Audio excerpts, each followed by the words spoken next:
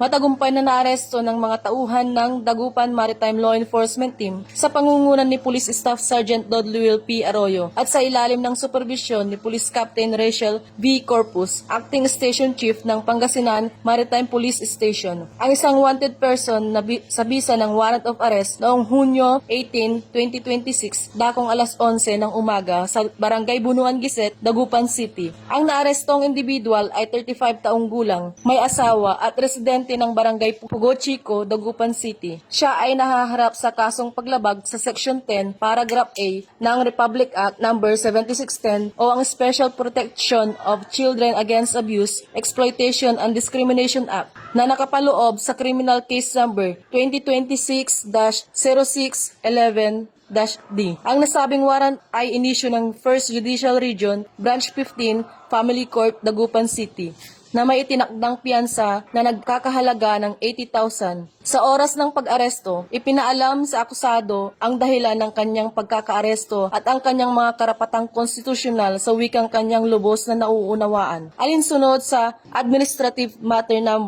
21-06-08-SC o ang Rules of the Use of Body-Worn Cameras in the Execution of Warrants. Ang operasyon ay naitala gamit ang alternative recording device upang matiyak ang transparency at pagsunod sa itinakdang mga alituntunin. Matapos ang pag-aresto, dinala ang akusado sa tanggapan ng Dagupan MLET para sa kaukulang dokumentasyon at iba pang kinakailangang disposisyon bago ito iharap sa tamang hukuman. Patuloy na pinagtitibay ng PNP Maritime Group ang kanilang dedikasyon sa pagpapatupad ng batas at sa paghahabol sa mga individual na may pananagutan sa batas bilang bahagi ng kanilang layunin na mapanatili ang kapayapaan, kaayusan at kaligtasan ng mamamayan.